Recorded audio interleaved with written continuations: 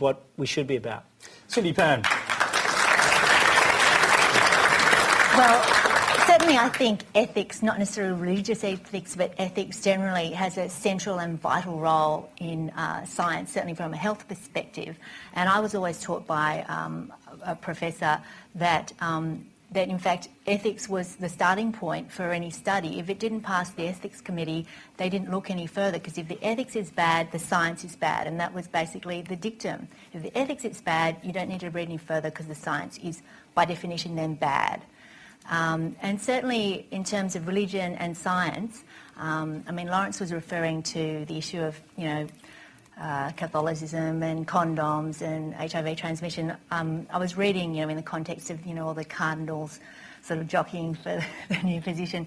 And apparently this African cardinal is considered very progressive, because he has said that, that in these sort of couples where one partner is HIV positive, that condoms might have a role. So, I mean, obviously that is definitely so, but I find it interesting that that's considered progressive, because I think most people would consider that obvious.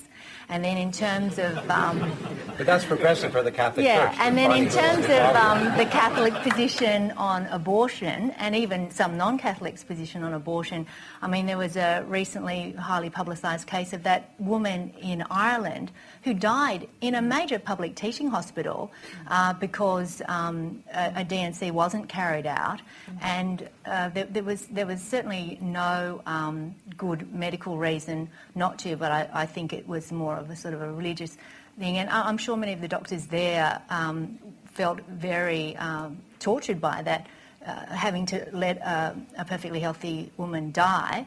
And personally, I think that there's nothing ethical about allowing someone to die in those circumstances on religious basis. So I think their religion and ethics actually become an oxymoron. Not always, but in certain instances, definitely. All right, it's good underpinning for the discussion we're about to have. You're watching Q&A. Remember, you can send your web or video questions to our website. The address is on the